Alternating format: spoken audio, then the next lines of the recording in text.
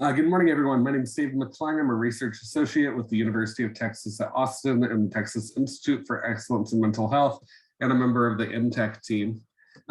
As we get ready to begin this morning, one of the things I'd like to ask you to do is if you can just tell us your name and where you're from, and maybe what your title is or what your role is within your organization, whether that's provider or maybe a youth or a family member.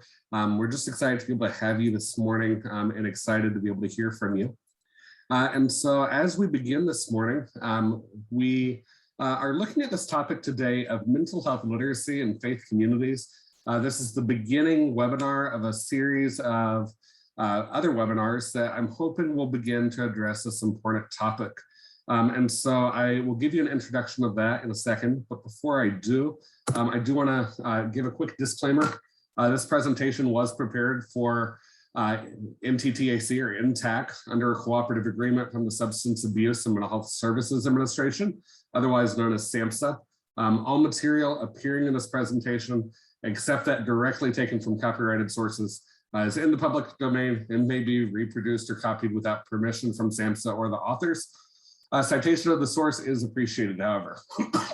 We ask that you do not reproduce or distribute this presentation for a fee without specific written authorization from the INTAC. And as you saw on your screen, this presentation will be recorded and posted on our website.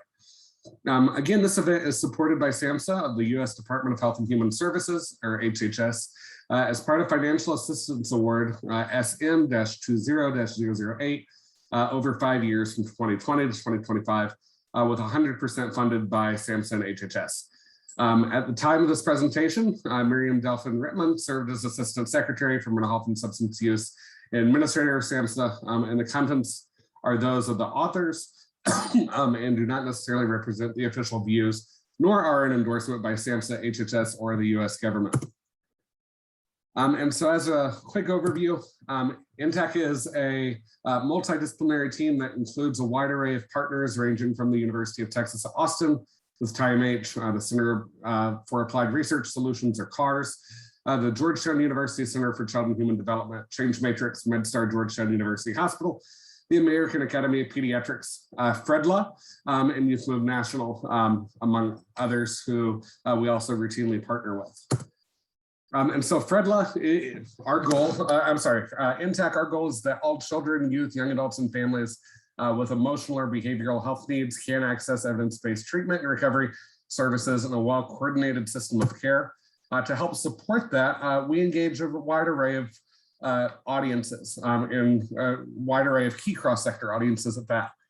Some of those audiences include state and local agency leaders, the mental health workforce, such as social workers, clinicians, home visitors, et cetera, primary care providers, the school workforce, community-based providers, peer supervisors, family partners, youth partners, et cetera. And to support that work, we provide no-cost training, technical assistance, and resources. So you can see on the right what some of those things are.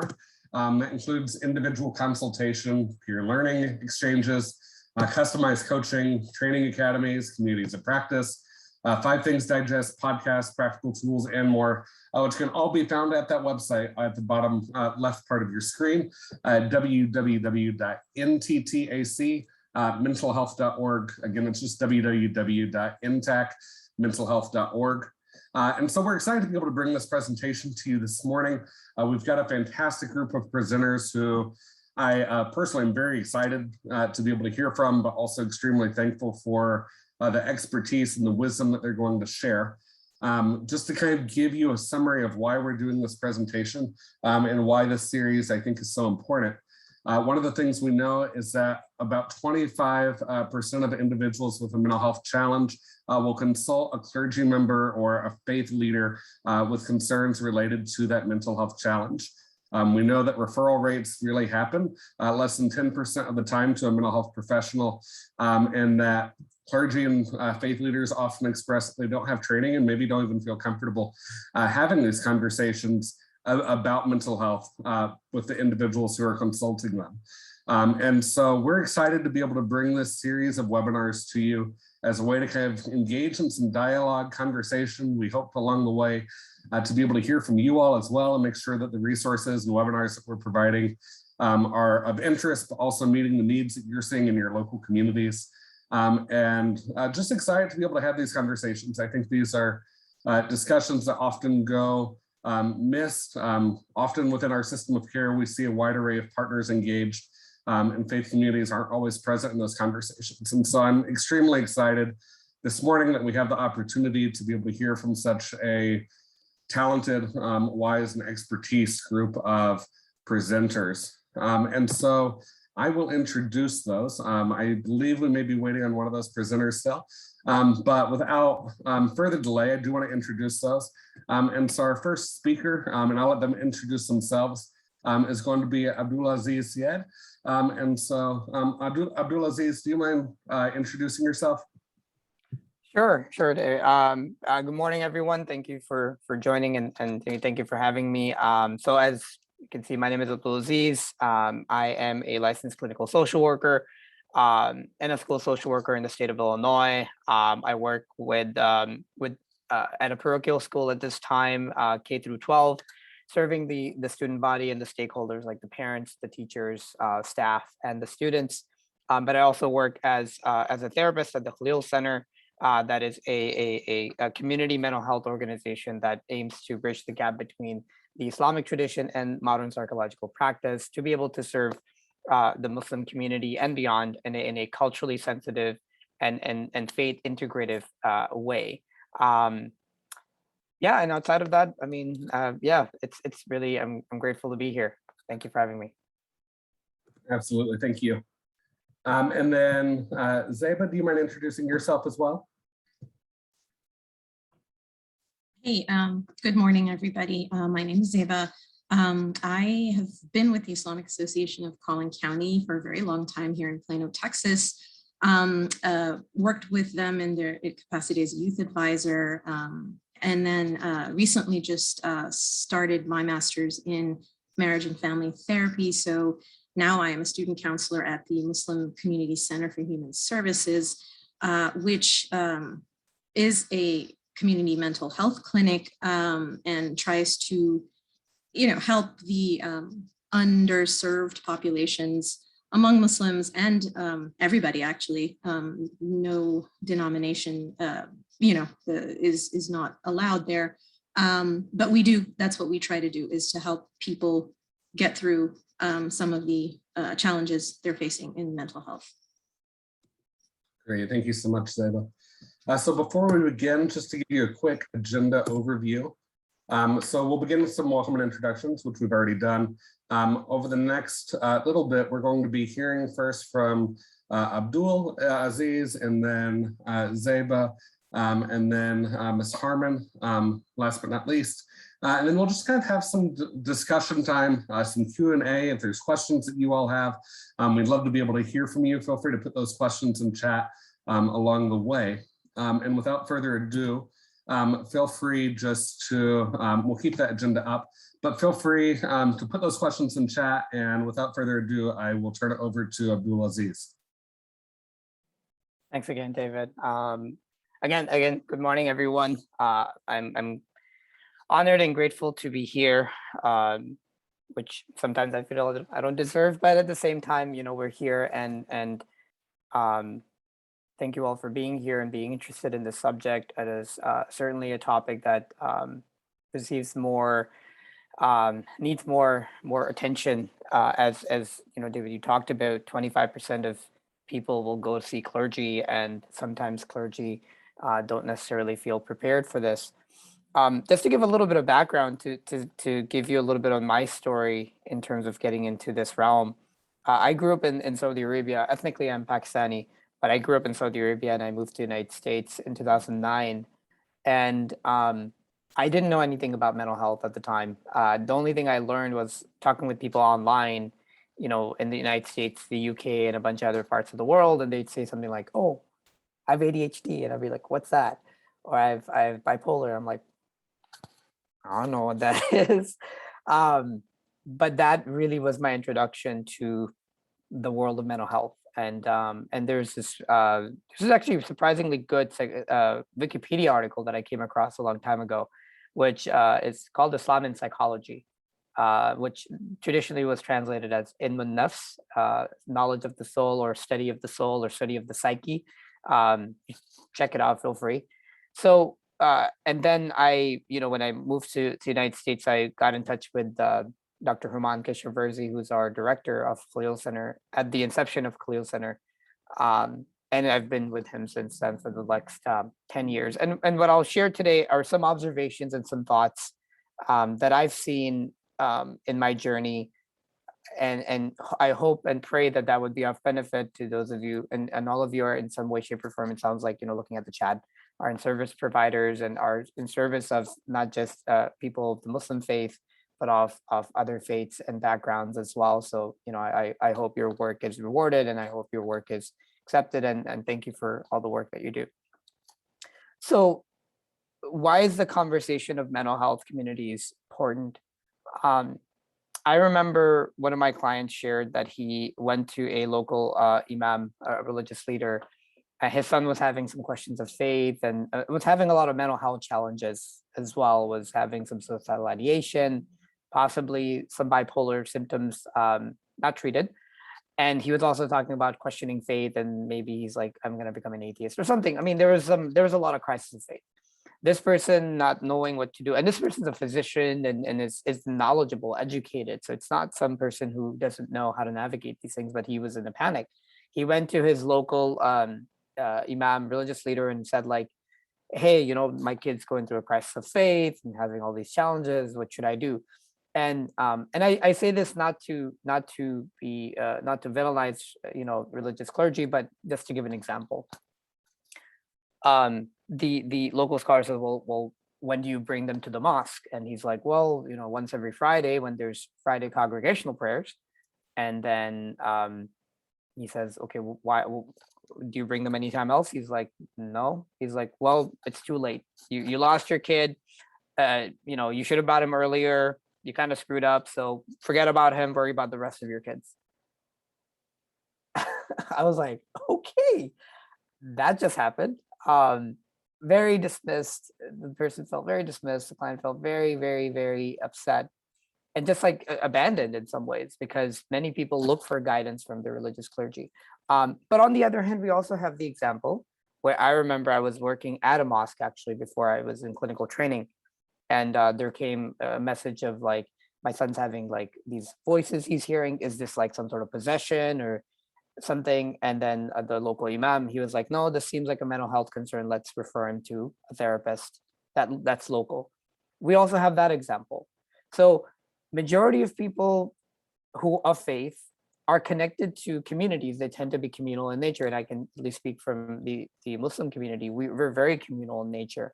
And especially in the United States, a lot of it is also from migration. We come from very communal communities. So that is our community hub and center. And that's where we turn to. And when we go there, and then the imams and they're trained in terms of the religious laws and theology and laws and rhetoric and a bunch of other things. But sometimes they don't know how to deal with these kinds of things that just show up at their door, especially when they have so much going on. So it's important, and it's happening. It's a reality on the ground. The second part is something that I remember from my anthropology instructor back in college. He talked about, if you want to study a community really well, you want to look at the etic and the emic perspectives.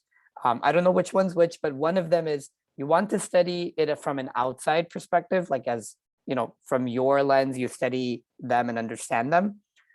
And the other one is you want to understand them from their own perspective, right? So if we're talking about understanding faith-based communities and empowering them, we first need to understand them from their own lens and also understand them from a wider lens, right? The ethic and the emic. And I'm going to differentiate that as clinical staff and religious leaders and clinicians in the community itself. And how can both of these areas help improve service delivery and understanding to be able to assist the greater community.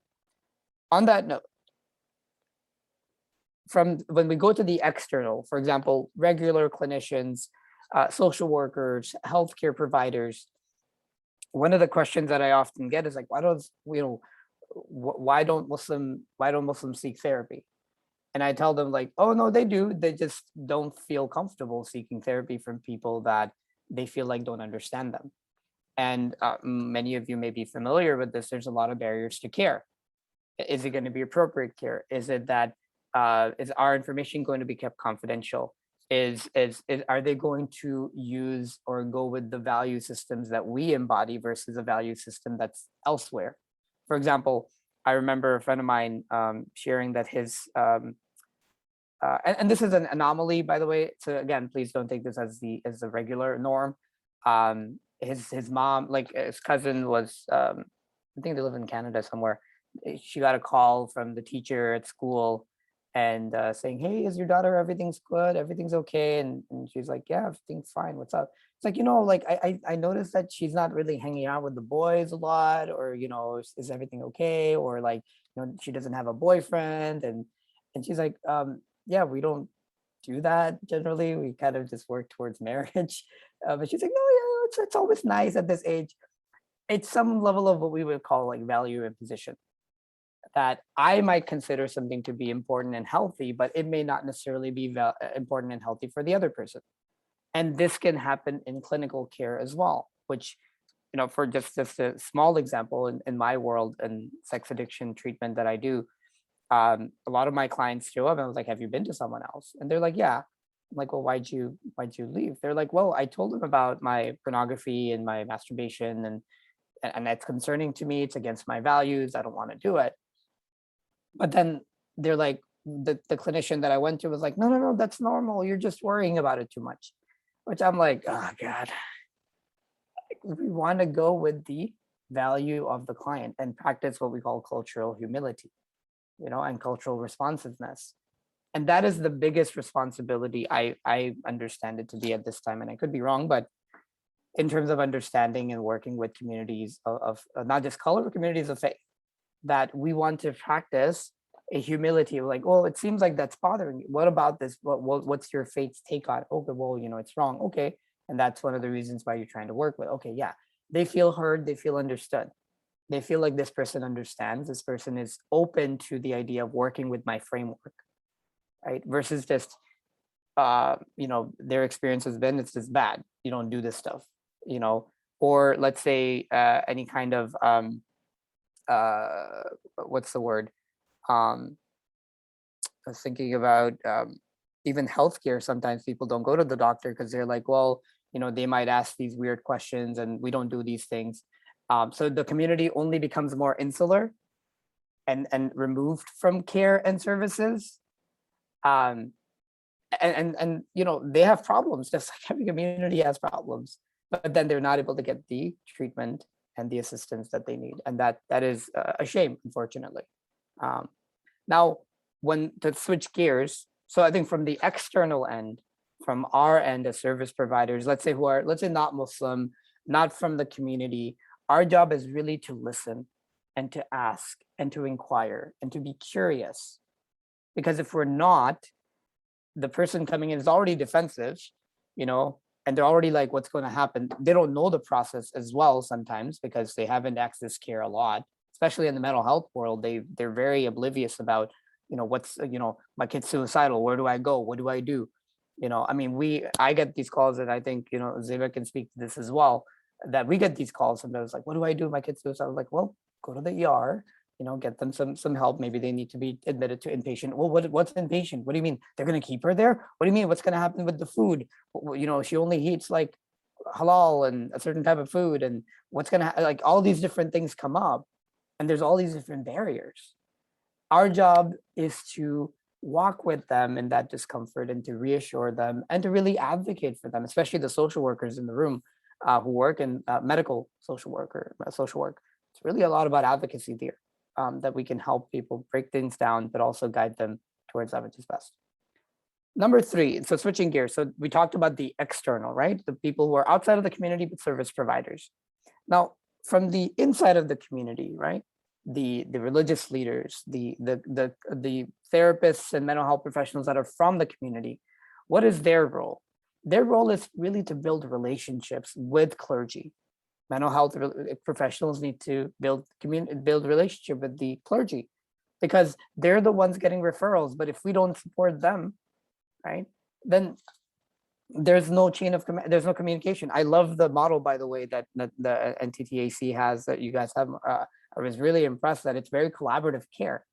Really, I mean, and most of you know, like, collaborative care is really the next level stuff. It's really solid work that is able to be done, because then there's a continuum of care. There's different, supports and a lot of different things. So one of the things that I observed when I went to a Muslim mental health conference is I as you can tell, when people look at me, they're kind of like, oh, he dressed religious. He's like is he like a religious leader? And I remember I was at the school and one of my students, little third grader, is like, Mr. S, why are you wearing church clothes? I was like, okay. I'm like, yeah, I just like wearing it, but it's a lot of these things are there. But then I noticed at that conference, and it's a Muslim mental health conference, I noticed that people who were overtly religious kind of sat, but then other clinicians that sat separately. There was this like odd tension there. And one of the things we talked about, as one of the things that we've done as Khalil Center, is really to bridge that gap and to make those connections. I recall, I've been with our director for over 10 years now. I remember he would be doing counseling work at parochial schools, like Islamic schools. He would be doing like programs at different mosques. He would be talking to different imams, religious leaders, and very accessible, to the point where when there is any like mental health challenges that come up now, at least in the Chicagoland area, people are, oh yeah, Khalil Center, just send them there, because we trust that they're going to get adequate care. They're not going to be, there's no value imposition that's going to happen. And it happens within the community. For example, religious versus non-religious parts of our community. Sometimes there's a bit of a gap there. And again, you want to work with the client's values, where the client is at, versus, imposing anyway. So what I found is helpful, and what a Khalil Center is, number one, building those relationships. And that's what I've noticed to be very helpful, because then people trust you. They know who you are. They know what you can provide. And they know that their values are going to be not only respected, but also integrated in care, which is the next level stuff I'll talk about. Is that they're going to be heard, seen, understood, not just that this person can relate to my value systems because he's or she is from that community, but that they can integrate it as well into my clinical care, or that they can hear me out, they can walk with me, they can understand me. Right? That's the first part of it. And that's what Khalil Center did. And the second part of it is creating a model of clinical care that takes the client's own values and integrates it into the clinical care, which would typically be called spiritually integrated psychotherapy. There's a big movement out of Utah. I forget the university's name, Birmingham, BYU as well. And Khalil Center, the organization that I work for, is not just clinical care, but it's also a lot of research, a lot of advocacy as well, mostly research, really looking at, and one of the models that we've developed is called the TIIP model, the Traditional Islamically Integrated Psychotherapy, which is basically a long word of basically saying, how do we conceptualize pathology? How do we conceptualize mental health from the Islamic paradigm? And there's been rich conversations happening for centuries now. But unfortunately, due to colonialism, imperialism, a lot of indigenous cultures and their research and their understanding of mental health was pretty much either wiped out or sent underground, or there's an imposition from the colonizers as to what mental health is supposed to be. Like, for example, just to give you a quick example, Dr. Malik Badri, who is kind of like known as the forerunner of modern day Islamic psychology, he just passed away, may God have mercy on him. He studied in America. He's from Sudan originally. And then he went to Egypt. Like here, like psychoanalysis was going through Freud and things were changing, and they were talking about second wave, and there was behaviorists coming up. And he went to Egypt and he was like, Freud idea is not the best. over there, people are like, no, Freud is the only way this works, and Freud is the way, and no, nothing else works. And he's like we're having these conversations. Why are you guys resisting it so much? This is the effect of colonization, where at one point it was told Freud is the best, and they just kind of stick with it versus challenging those ideas.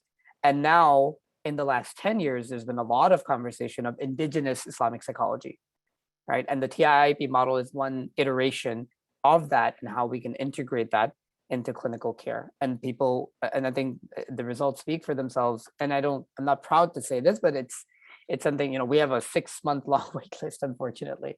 It's not to say that that's a bad thing. I mean, it just shows that we just have less clinicians, and in the Muslim community, we need to do our work to grow our own therapists or create a continuum of care where even clinicians that are not from the community, but they're sensitive, that we need to be able to create a model of referrals and connections and those kinds of things. And lastly, training for local imams, religious leaders. We've trained and mental health first aid kits or suicide prevention workshops. We've done several of these all across the country and internationally. Our director is actually in Turkey. We have a strategic partnership with one of the universities there. So really training imams and religious leaders to be able to, how do you respond when someone comes up? Where does your clinic continuum of care start? And where do you need to refer? How do you refer? How do you draw boundaries? How do you say, hey, this is marital, you need marital therapy. I can do a little bit of spiritual counseling, but the other stuff is going to be at a different place. If you want to become a pastoral counselor, how do you do that? So really helping the quality of their work to feel better. And also lastly, to feel supported. That the imams and the local religious leaders, they feel like they have a backing of mental health therapists. And when we have this integrative care, when we have this collaborative care, this religious community, the religious scholars, leaders, the clinical care, the volunteers in the community itself, when they're all in alignment, that works in a way that really, really benefits the community in all its facets, whether it's young adults, adolescents, families, communities, marriages, et cetera, et cetera. So I'll summarize here. You know, the need is great, and I'm grateful that we're having this conversation because people turn to the religious communities and to study it from the ethic and the emic perspectives, from the outside, but also from the inside. And as people on the outside, sometimes we need to be culturally not just sensitive, but humble and be curious to learn and use those values to go in and learn. And sometimes we can challenge those, that's okay. But again, being mindful of that. From inside the community, creating resources, creating ways to train the people who are the first responders in the faith-based communities. For us, like imams and youth directors and a bunch of other people, and also creating a model of care that people can feel welcome and open to receiving care from, because they know their values will not only be respected, but also integrated in their care, which there's always is really good outcomes for that as well. With that, thank you so much for having me. It's an honor and a privilege, and I hope that what was spoken was of benefit. Thank you. Thank you so much, Abdulaziz. Next, we're going to hear from Zeba. Zeba's done some incredible work in Collin County in Texas, and so we're excited to be able to hear from her, and I'll turn it over to Zeba. Good morning again, everybody. So just a little more background about myself. I am ethnically from India, but kind of grew up here in the Chicago area, and then have been living past over 20 years here in Texas. I got involved with the Islamic Association of Collin County first as a Sunday school teacher, and then, you know, just kept getting more and more involved. Eventually became a youth advisor there. And my journey in kind of the mental health arena, so to speak, started kind of early as a teacher, when I would have high school students come up to me and keep saying things like, you know, Sister Zeba, I just can't talk to my parents. They just don't understand. They cause me so much stress. You know, I had one kid who was actually talked to me after class once, was just really at the point of considering, you know, suicide and things. So, you know, and at that point in time, and this must have been 5-6 years ago, we had very little available to us as a Muslim community here to send people places, and we didn't have a lot of local Muslim counselors, and as we learned throughout this experience, our imams and scholars were given the job of saving these people, of fixing everything, and that's a huge load, and that was not something really that they were equipped to handle. And it became a lot of stress for them as religious leaders, and for the families and individuals kind of suffering through all of this. So through all of that, our youth committee does a conference every year, and this is actually how I came to know David. He was in the Collin County area, and we ended up talking about this. We hosted a mental health conference back in February of 2019, and it was called Psyched, a conversation about mental health. And the sole purpose of that was just to raise awareness about things that were happening in the community that everyone was very hush-hush about. There's this huge stigma over mental health, and talking about it and being open about it and admitting that you have these issues, especially for parents whose kids were going through this. And so in that conference, we had a lot of different topics. We covered beginning, the kickoff was just overcoming the stigma of talking about and dealing with mental health. We had topics on depression, anxiety, addiction, toxic masculinity for the guys. We had kind of like breakout sessions, and then, body image issues for the girls.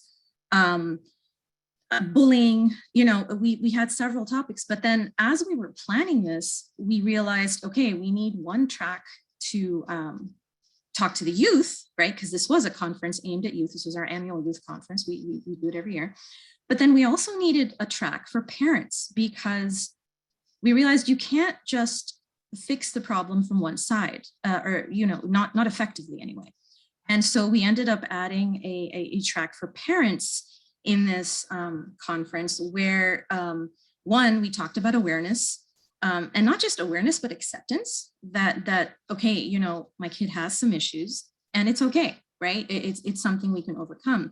And in that kind of parallel track that we had for parents, the same kind of topics, but from the reverse side of like, how can I help my teen deal with anxiety or depression?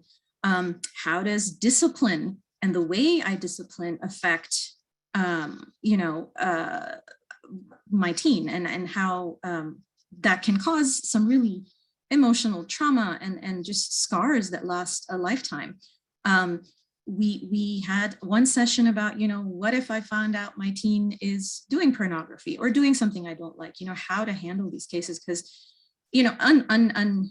unintentionally parents were causing some of these mental health issues in their kids. And so so that was just kind of an organic kind of, it grew out of what these kids were saying, and what was happening in their lives. And it just kind of grew into this great, huge conference that we even had like a school from Oklahoma, a Muslim parochial school, make it like a field trip weekend. They actually came down, 15 of their students and then, their teachers to attend the conference. So it was huge and it was great.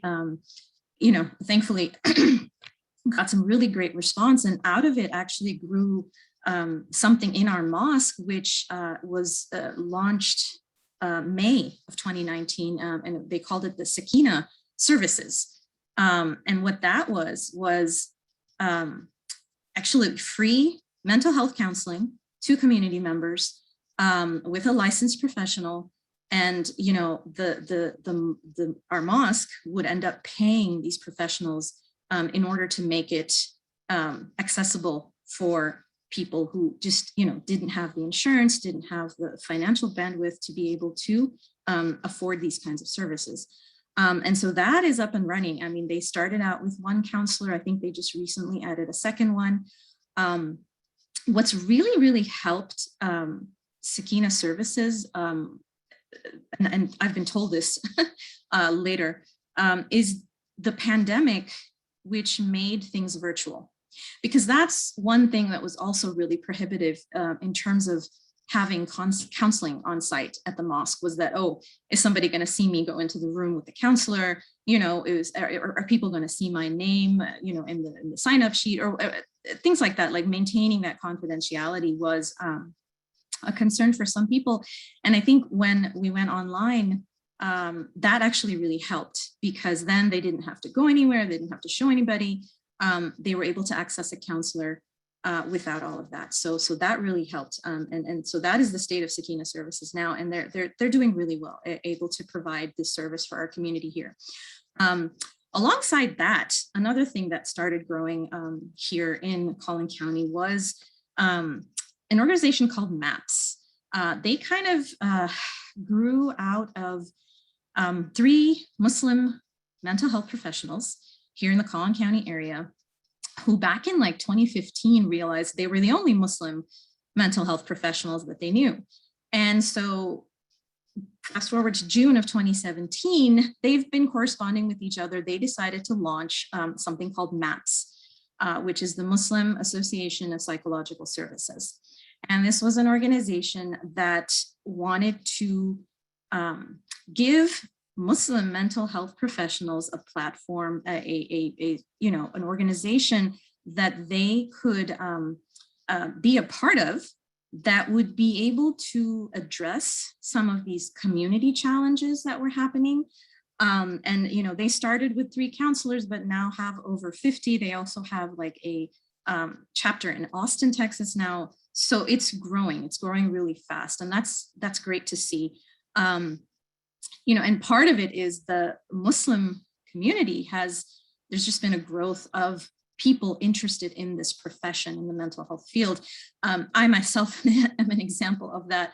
After Psyched in February, I was inspired by all that I saw and heard. So I joined a program that summer, and I'm now about to complete my master's in marriage and family therapy, because that was my interest.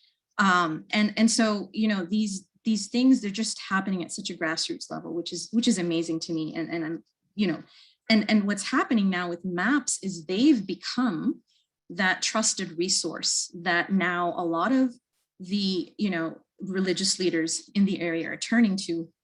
I'll give you a small example. Just this past April, those of you must have heard of this. This was kind of a huge case here in Texas. There was a murder-suicide. 6 people died in Allen, Texas, and they were Muslim. And when that happened, I mean, this was in a neighborhood where people knew each other, like the Muslim families actually knew each other. The family went to the mosque, and it was a really traumatic experience for the whole community. And so the people they reached out to, you know, the religious leader at Allen's mosque, they went to MAPS, and MAPS was the one that started holding these emergency kind of town halls.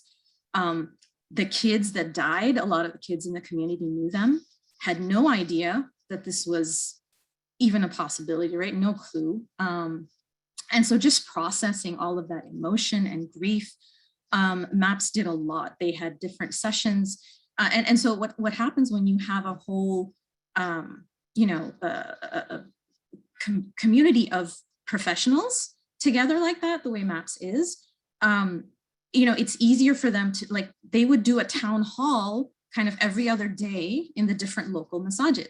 And the religious leaders knew that they could call on these people, that they would understand the background and the perspective. And it just was such an amazing experience, such a therapeutic experience for all of us to have those resources. And I think that's kind of the new direction mental health in the Muslim communities here, at least in Collin County, is going, is where religious leaders are really now realizing that we can't handle everything. We really need to outsource and you know, have the professionals handle some of these really tricky, scary cases where they're just not equipped to deal with some of these issues. And so, you know, thankfully, I think it's becoming more where in February 2019, people weren't even talking about mental health and the issues surrounding it. Now it's more of an issue of, okay, when's the next workshop, right? When are we going to do the next workshop on anxiety? When's the next workshop on depression? Nowadays, the kids want to hear something about social anxiety just because of the pandemic and just being so much virtual and now getting back into, a socialized setting. So there's, different things are coming up, but I feel like now we're better prepared to handle some of these things because we know where to go. We know that Sakina services are there. We know that MAPS is there. We know where to go to find the resources that would be most helpful for us. And I think that's just a great positive step for our community going forward. And I think, a lot of other faith communities can learn from that and take that as an example moving forward because, you need that local support. You need that kind of, indigenous kind of growth coming out so that people trust you, right? People are able to rely on you to go through these processes, which sometimes make you very vulnerable. So that's my story. It's again, I am just a beginner in this field. I'm looking forward to working with a lot of people. I do have, and so one more thing I'll say is there are other resources in the Dallas area. One of them I actually work for now is the Muslim Community Center for Human Services. They originally established as a medical clinic over 25 years ago. So they've been around a while, but just recently in the past 5 years, they've added a mental health wing to the services that they offer. And again, this is all, again, a community mental health clinic. So it is for people who don't have the means. And oftentimes, counseling and therapy is cost prohibitive. And so it's difficult for some people to access this care. And so MCC provides this at no cost for, people or on a sliding scale. They are just getting an influx of calls. And especially, since the pandemic, the increase in calls have just been related to issues with relationships. People are stuck in the house a lot, having issues with their parents, having issues with their kids, couples having issues. And so all of this stuff comes to us. Again, we're also completely virtual still. So that, I feel like gives people the ability to be in their comfort zone at home. And so it's not as, it doesn't feel as vulnerable to them to kind of go through these issues. But again, so there's a lot of things going on in, Dallas area as a whole. I hope other, communities can learn from that and see and establish things like that. But that's my side of the story. Thank you so much. It's an honor to be here. Thank you so much, Zeba. I so appreciate it. So this morning we've got to hear from two amazing people, and I so appreciate you sharing your experiences and your perspectives on just ways that faith communities are filling in some of those gaps and turning some of those mistrusts and of mental health services and maybe thoughts that and experiences that mental health professionals may not always be addressing the whole person by maybe not even acknowledging the way that religion and spirituality may play into the life, values, and culture of an individual. And so you've heard this morning from Zeba and Abdulaziz, and I'm so thankful for that. Next, we're going to hear from Gwen. And what I appreciate about Gwen is Gwen's going to give us a slightly different perspective. Gwen works in Tennessee with the state, and Gwen's going to share some of the ways that, even at the state level, there's ways to be able to engage with faith communities in some of these efforts and conversations. And so I want to turn it over to Gwen.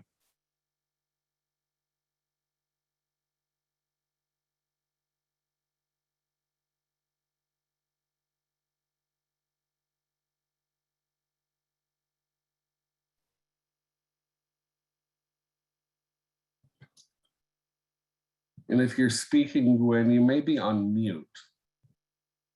I saw your name on here earlier. I'm not seeing it at the moment. There we go.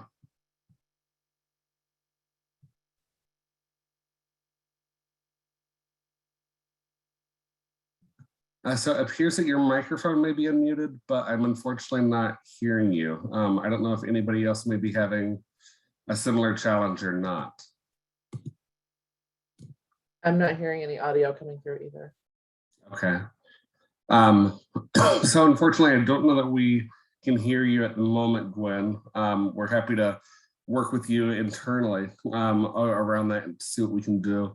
In the meantime, I just have a couple questions for Abdulaziz as well as Zeba about some of your experiences. And again, I'm so appreciative for your willingness to share some of your experiences with us this morning and some of the things that you're really doing to be able to address some of this incredible work and to be able to really help us understand and really think about some of the creative and imaginative solutions to filling in some of these gaps. I'm curious, one of the things that I remember you saying early on, Zeba, in some of our conversation, and it's been a few years now, but it really struck me that one of the reasons that these types of services and these initiatives were so important and are so important is that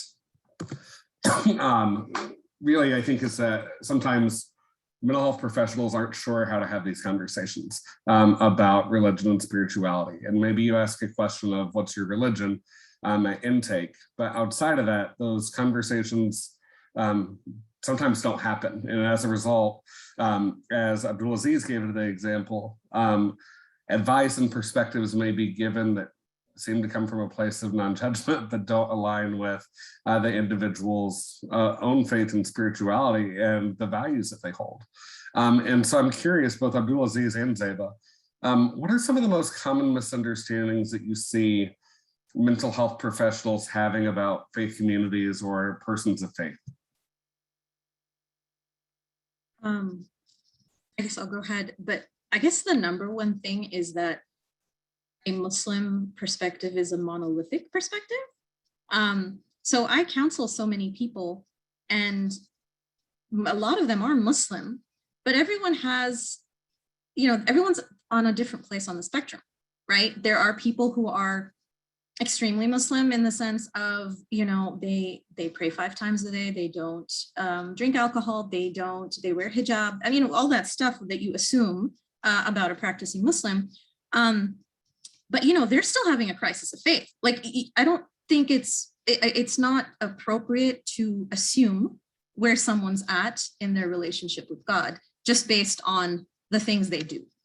And on the other end, as a Muslim mental health professional, which I hope to be, I've also had to really kind of make sure that I don't assume that just because my client wears a hijab, that they have certain views that are the same as someone else who wears hijab. I think that's the biggest thing, that everyone has a different place they're coming from. And it's not just Muslim versus Christian versus Jewish, even inside those communities, there's a big wide spectrum of what people believe and where they're coming from. So I think Abdulaziz mentioned this earlier, like, you have to meet them where they are, and you should not assume that they are any particular place just because of the way they look and what their name is or something like that. Yeah, I definitely second that, Zeba. Like, it's and I think it's helpful because I think one of the things we do in the intake is actually almost like a religiousness scale. So, like, how much is a person doing? How much do you use prayer as a coping mechanism? How much do you ask God for something? So we kind of get an idea of, like, okay, well, where is this person at? How do they present as? And then we can kind of utilize that to work with them as to see what they're fit. But then sometimes people want to, and that's where it's like, how do you have those conversations? I think kind of what you were alluding to, David. And in terms of other stereotypes, honestly, with other clinicians that I've worked with, at least directly, they ask me for some, like, hey, I have a Muslim client, how do I work with X, Y, and Z, or do you think this is a good idea? This is not. So I haven't seen like very direct examples of misunderstand. I mean, the only thing that comes to mind, or the first thing that comes to mind is, as they say, we're people first, therapist second. So any of those things that we've heard or adopted, or almost like, it's subconscious bias that comes into us, that it's just been ingrained in us. That could be one thing that people could carry into the session. Um, and it happens with our clients too, like I mean, I'm wearing this stuff, and I remember one of the high school students came in, parents brought him in, and some stuff was going on. He was drinking, blah blah. We talked, and we worked it out.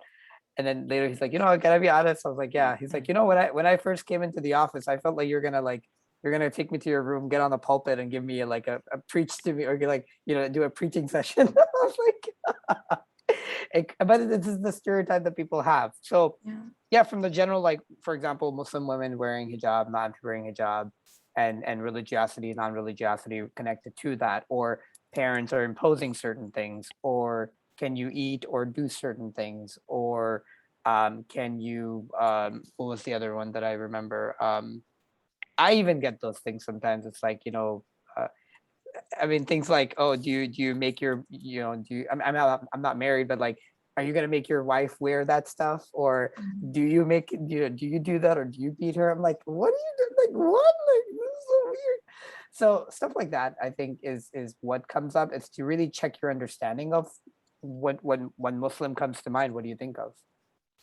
Like a bias kind of understanding. So that's what comes up to my mind at this time. But if there's more, I'd definitely share. One thing also just happened to me yesterday. We have a lot of refugees coming in from Afghanistan here in Dallas, and there was a call out that they needed help with trauma counseling, right? And the request was for specific languages, which were Pashto, Farsi, and Dari, right? And so I'm in a DFW counseling group, and I requested, okay, if anybody knows any counselors who speak those languages or whatever, please let me know so I can forward that info. And I got so many people mentioning names of people who were from the South Asian subcontinent just because they're Muslim, assuming that they were all the same languages, right? And it's completely not. So that's one myth that, Muslims are not monolithic, not spiritually and not culturally. It's just all very different. And so just to understand that is like a huge step, I think, for people who aren't Muslim to understand Muslim clients. Thank you so much to both of you. I believe we're able to Hello. have Gwen join us.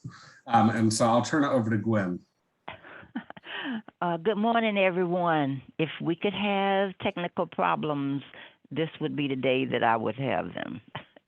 Even after coming into the office, we're working remotely and so that I would know everything will work well.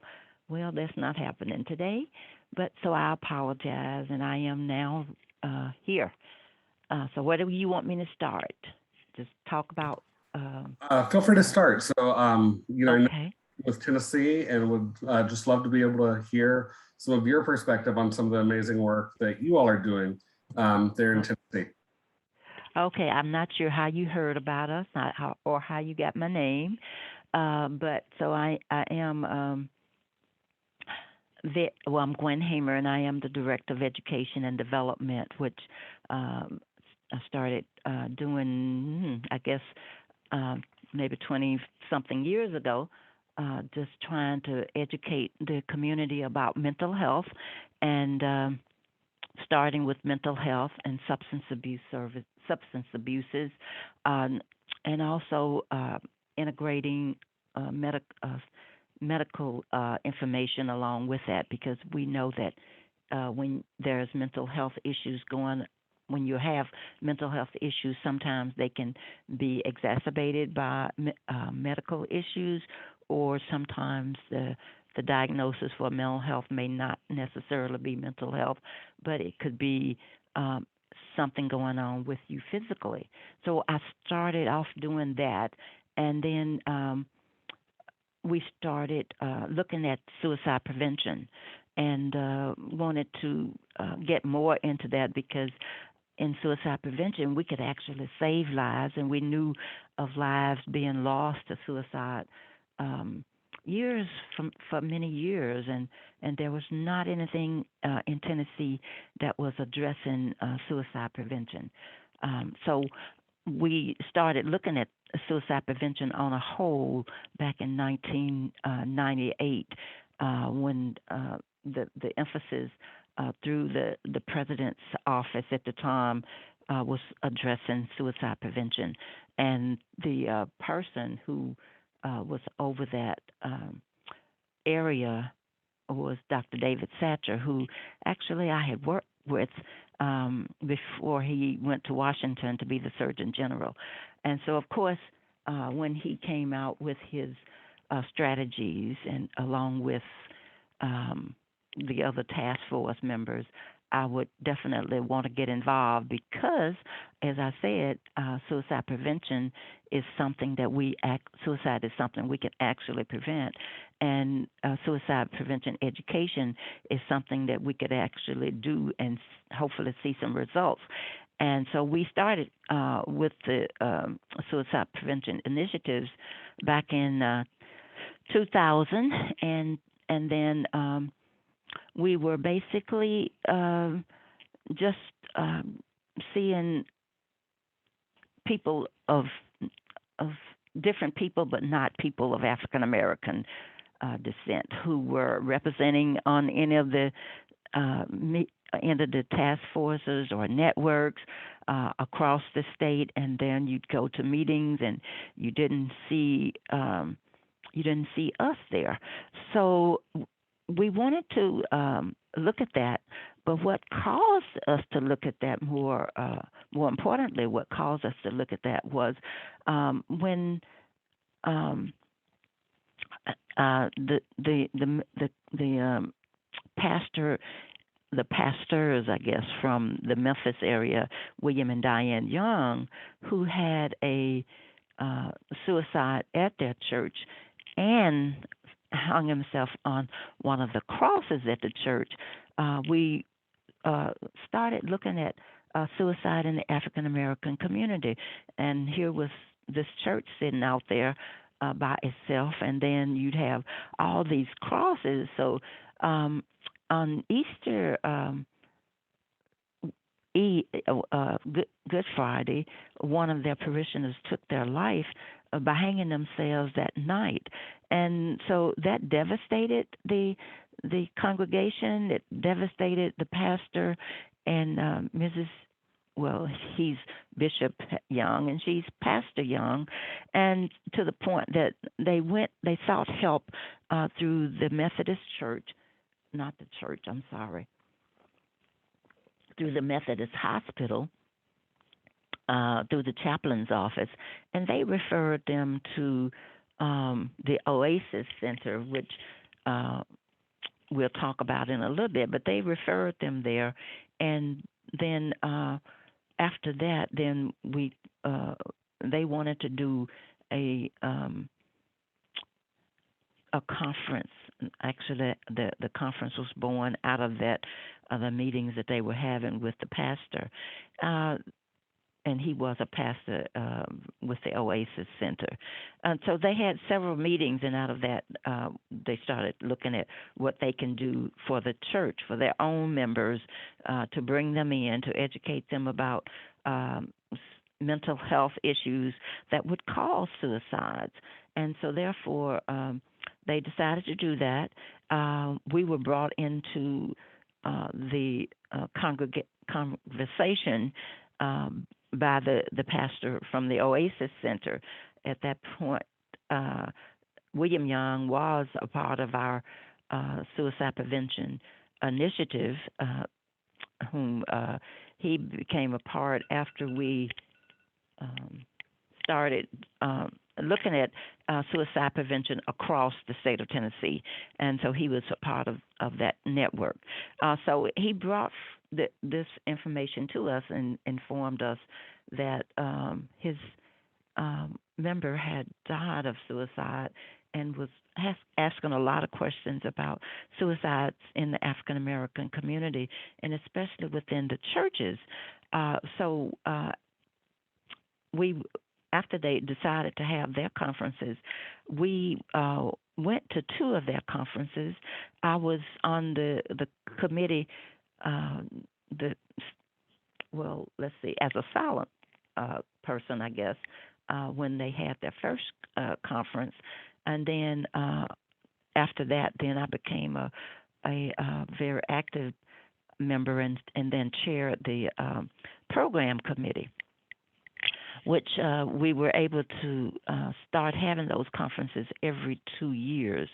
And then, so we had two in Memphis, and then we tried to get the pastors from the Nashville area and surrounding area to attend the Memphis conference, because the Memphis conference had then started having the conference every 2 years, and we were getting people from all over the United States and people from the some of the states out of the United States. So we looked at, okay, if this can happen there, we're not able to get our people together and go to Memphis to this conference, then we need to bring the conference to them.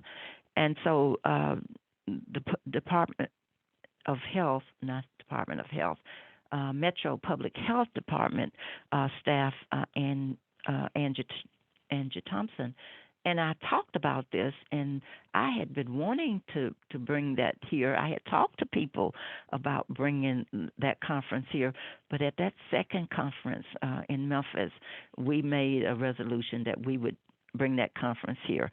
And so we did do that. We got with the pastors because we wanted it to be faith-based, and we wanted the conference to focus on targeting African American but the African American faith communities. And so we met with the pastor of my church because I knew he was interested in mental health. He had worked in mental health, and because he was interested in suicide prevention. Because we at the church had had a couple of suicides years before I got there, and at the church, but then one of the members of our church, whom I sat next to every Sunday, that she came to church right up in the front on the second pew. She took her life that weekend, and that was devastating to the church and made me have lots of questions about how did that happen? How did the behaviors escape me? Why didn't I see what was going on with her? Here I am, a Christian and in church every Sunday, and my pastor is there, and people who I know are a part of our congregation work in mental health. So how did we miss this? So we wanted the church, and particularly the faith leaders, to look at this, and so we could address it. So we met with the pastor of our church, who was just overwhelmingly interested in what we were wanting to do, and had visions himself of us doing a mental health conference. So we met with him. He provided the names of the faith leaders who I should contact to invite to the first meeting. So we did that. And then after that, at that first meeting, they were all very excited about this happening. They started sharing stories of suicides and attempted suicides of their parishioners. They wanted for us to bring this information to them, and so they were overwhelmingly interested in what we were wanting to do. And so we did form that committee, and we started meeting every month for a year, and then the next year we had the conference. So when we had the first conference, I think we had like 75 people. The pastors invited their they invited other pastors whom they felt would be interested in this information, and invited those who they just felt like they needed to be there. So we had that first conference. Like I said, we had it. We have them biannually, and so we had about 75 people there. And each year we have a conference, and the number grew. But we didn't have the conference just to have a conference. We had that conference so that we could provide tools for the faith leaders to use if they were in the presence of somebody who were complaining about being depressed or talking about taking their lives, so that they would know what to do and they would know how to get the resources that they need, or connect to individuals to resources that they would need. So the first conference went good. At the end of that conference, we had one of the sessions was next steps. And so during that time, the faith leaders or pastors and their congregation, including other organizations who attended the conference, would give us things that they wanted to work on within their church, things that they felt like we needed to do within the community. And so we took that information and we brought that information back to our very next coalition meeting, which a coalition had formed when we first started looking at the conference. So many of those individuals stayed and was a part of that coalition. Lots of pastors, lots of community organizations representatives, and State Department representatives were a part of that coalition. So the coalition on the return. The meeting after the conference, then we looked at what the individuals and leaders had recommended. They recommended that they wanted to see suicide prevention training within their church, but not just suicide prevention training. They wanted training on mental health, different aspects of mental health, and also substance abuse. So we would provide those things. Many of them wanted information on trauma, which was also provided within the church. So we couldn't get the people to our meetings, our conferences, to learn about these mental health diagnoses and what to look for when there's a suicide. So we brought that information to them. So at the conferences, we had an array of speakers, array of subjects that would cover mental health, substance abuse, trauma, domestic violence, HIV, AIDS, which all tie in with mental health, mental illness, because we know that people who are mentally ill, some of the community prey on those individuals and know that sometimes their judgment might be impaired. So we had an array of speakers and presentations at the conference, at the conferences. So we wanted to make sure that we could provide all those things that they recommended. And so for the next year, we targeted, the coalition targeted fulfilling the suggestions that were made at our meeting. And then for our next conference, we would do the same thing and the same thing. So we had the conference that was going in Memphis, Suicide in the Black Church, and at that conference, which we're still dealing with the mental health in the faith community, but we only are doing just the conferences. Maybe a few of the churches afterwards have had other trainings within the church.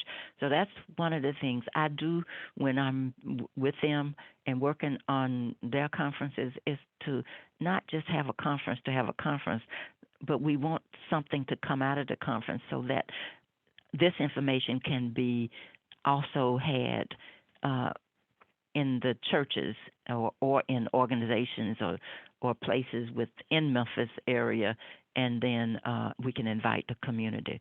But we wanted to want to make sure everybody get the information. But we target the African American faith community, and by doing so, because we know that African Americans don't always are not always so accepting of going for treatment because of stigma, because they don't want anybody to know that they are going to see a physician or a mental health person.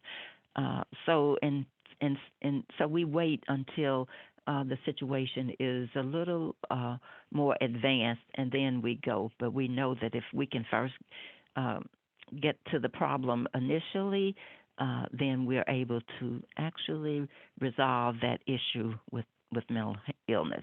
So we now have these conferences in Memphis. We have this conference in Nashville, in Murfreesboro.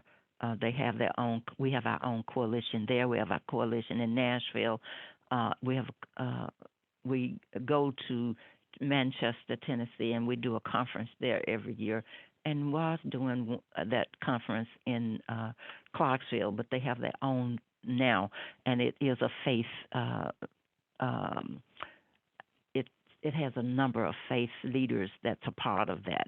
So we're trying to get into as many cities as will allow us to come in.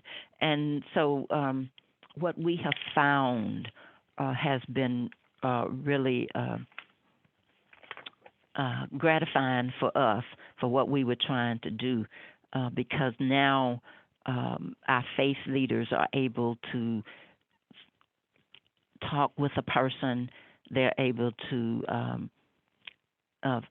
identify behaviors that are associated with mental illness, behaviors that are associated with suicide prevention, and they themselves are not able to get that person help. They they know who to contact, because all of this information has been provided to them within the conferences, within the meetings that we have. And so they're able to not have to call anybody, but to know that this person is exhibiting suicidal behaviors, and this person needs help. And so they talk to those individuals, and they actually get them to an appointment or take them themselves. Now, that's the one thing that we know that has come out of our meeting with the African American faith leaders, and for the training that we provide in the conferences. They know what to do, and they have done it. At every training that we have had in the community with our faith leaders, they come back to us at our meetings and share with us that they encountered one of their parishioners, they encountered a family member, they encountered a person that they know of, and that they were able to themselves get that person help and save that person's life. The other interesting thing that we've been able to do with the Murfreesboro coalition is that coalition formed a youth move group so that they would not just focus on adults but also youth, and that's had proven to be so effective. That group lasted about maybe 6 years, and then all the members of that youth move group graduated and went on to college and are now doing their own things. But the training that they were able to get from working with the Suicide Prevention Coalition, providing trainings themselves to youth groups and to young people, they are still using those same skills that they learned then to help save lives. They have shared on many occasions how they were called or they were emailed or they saw on the internet somebody who was suicidal and wanted some help. And they were able to get those people either in the hospital or connect them with an outpatient mental health program or to a professional.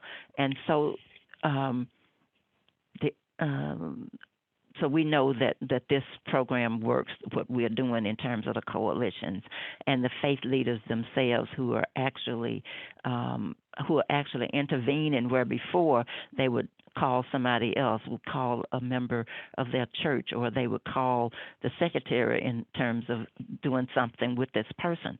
Now it works so smooth, they are able to do it themselves. They're able to call, they're able to take them to the hospital or the crisis centers or the crisis stabilization programs and do that. One of the ladies who lost a son to suicide, he was an athlete and he took his life. And so that lady from the coalition and from the trainings has now become a spokesperson for people who've lost family members, particularly sons, to suicide. So she speaks at our conferences and has become an advocate for suicide prevention. And also she is a resource for us when if there's a person who has lost particular a son to suicide, and so she works with those families. So let's see. Our members are not just standoffish anymore. They're able to talk to a person about suicide, and they are able to do it with ease. Whereby before were not comfortable talking to people about whether they are having suicidal thoughts or not, but now they can do it with ease. Okay. Thank you so much, Gwen. So I know we're getting close to time. I want to make sure that we have time for our audience or participants to be able to ask any questions that they may have. Okay. Feel free to put those in chat or feel free to come on microphone as well. We'd love to be able to hear from you all.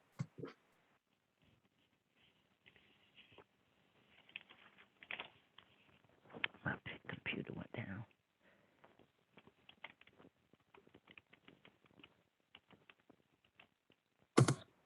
So one of the questions I have, so we've talked a little bit about some of the ways that mental health professionals may sometimes be hesitant to approach faith communities in this work. And we've also heard from Gwen about some of the opportunities for being able to partner with faith communities within these types of awareness and mental health literacy efforts.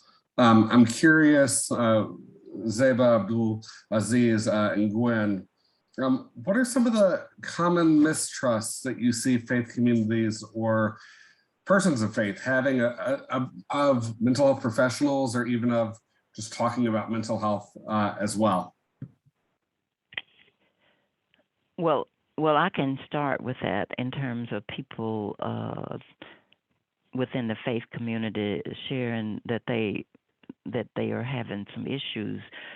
As I mentioned a little while ago, our people are standoffish, and they are they feel that there's a stigma out there, and they don't want people to know that they are having some mental health issues. They don't always talk to people within the church, but if there is something that's really going on within the church is the first place that parishioners may go and talk to the pastor, and they look to that pastor to help them solve whatever is going on with them. And that's one of the reasons why we wanted to train our our pastors and faith leaders, because people do have that stigma, not just within the church, but they do within the church, but not just in the church. But there's a real feeling that people their information will be disseminated within the community, and they don't want people to know that they are having that issue. And I know that started way back many years before, when in the African American community, that was like a taboo, because parents didn't train their children to be strong and be able to discuss these things, but to for things to be hush hush. If there was a suicide within that family, they kept that to themselves. They didn't share it with anybody, and that still goes on today. Unless the conversation is broached with that person, they don't talk about it. One of the things that's happened with us in terms of going out to the communities, at the workshops, at the trainings, you will have a number of people come up to you and talk to you about their family members who died by suicide, but could not share it with anybody because the family members did not allow it. So it provides a way that they can actually talk about family members and suicide. And then you have professionals who, for some reason, they don't look at the church as a resource, because many faith communities now offer awareness programs for both mental health and suicide prevention, and people can get information there, but they don't promote it within their church. So one thing I'd like to mention too, in addition to that stigma and trying to hide it, is I think a lot of people going through these issues will have fear of judgment, right? Coming from whether it's the counselor or the faith leader, thinking of them that, okay, if I was just a better believer, or if I had a stronger faith, this wouldn't be happening to me. I hear that a lot from even young people, that everyone I tell that I'm feeling this way, they're like, oh, go pray some more, or go, develop your relationship with God and your depression will go away. That's, it might help some people to do that, but I don't think that's always the solution. And hearing that judgment of, if I admit to this, then people are going to judge me for that. That's another deterrent against seeking help inside the faith communities. Absolutely. Yeah, I mean, there's much of that within the faith community itself. I appreciate what has been shared, and outside of that, as I previously alluded to, at least in my experience, it's lack of sensitive care. That people feel like they won't be heard, they won't be seen, they won't be understood, and so they're kind of just like, nah. Like a lot of the people on our wait list, we say, well, if there's other clinicians in the area, they're like, no, I'd rather not. I want to stick with someone who I know will, understand me and those kinds of things. Even though it's like, it's better if you get some help right now. But it's that distrust, and in my understanding, I mean, relationship building is key here. That this is one thing that clinicians can do. Well-meaning clinicians, Muslim or non-Muslim, can connect, or off the faith community, outside of the faith community, need to build a relationship with that community, because it's sometimes we don't know you, we don't know who you are, what you're about. And when people do, and I think this is what was alluded to, when people go to these conferences, they feel comfortable, and then they're like, well, let me tell you what happened to my family member and this kind of things. But they won't do it willy-nilly to somebody on the street, but they'll tell you if they're more open to it. So that relationship building piece is very key for us. Yes, and I think that's so important. Why we need to be out in the community, within the church, within your community, whatever events that we can get out there when it's safe, when it's safe, and that's what we've missed this year with the pandemic, being present. We're not able to get out there to actually see those people so they can share with us what's happening and why they are maybe this might have something to do with them, with their depression and then some of them suicidal behaviors. We have actually referred people to mental health programs, and also we've actually referred people for hospitalization when we have been out there in the community. So I see we are getting close to time.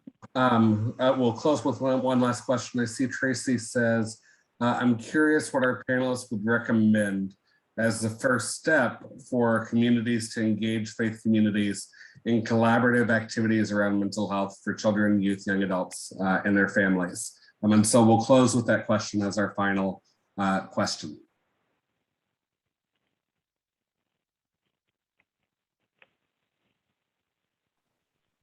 So when the question says like as a first step for community, so I mean I'm assuming mental health communities, so like communities that provide that. I'm gonna go with that assumption, unless Tracy, that was not correct. You can let me know. Yes, okay. Yes. Send them an email. Show up to the mosque doorstep and be like, hey, can I talk to someone? Or like, hey, I'd like to partner, and like to see what's how's the community, get to know them, potlucks. It's like the regular, you go to a neighborhood, I mean, think of like you're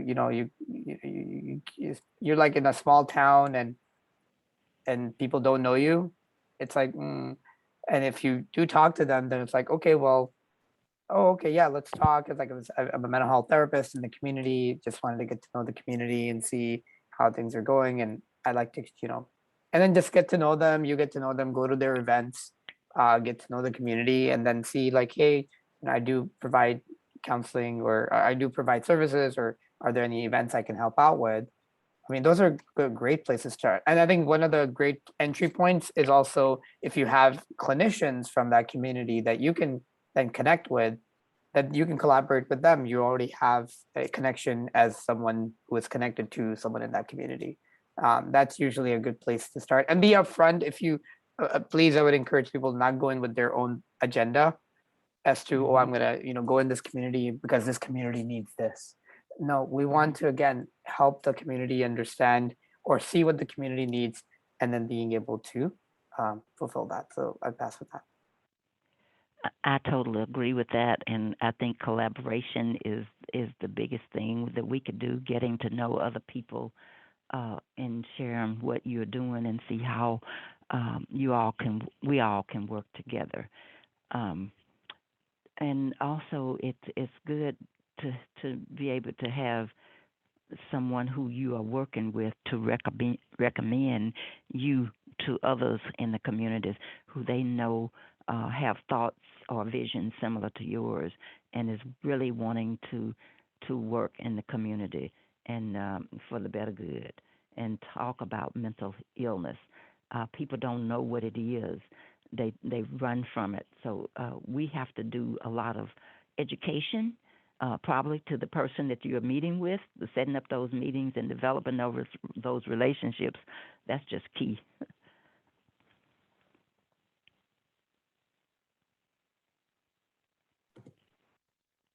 Zeba, I think you may be on mute. It was muted, yeah. I guess the only thing I would add to that is, getting a foot in the door of any community.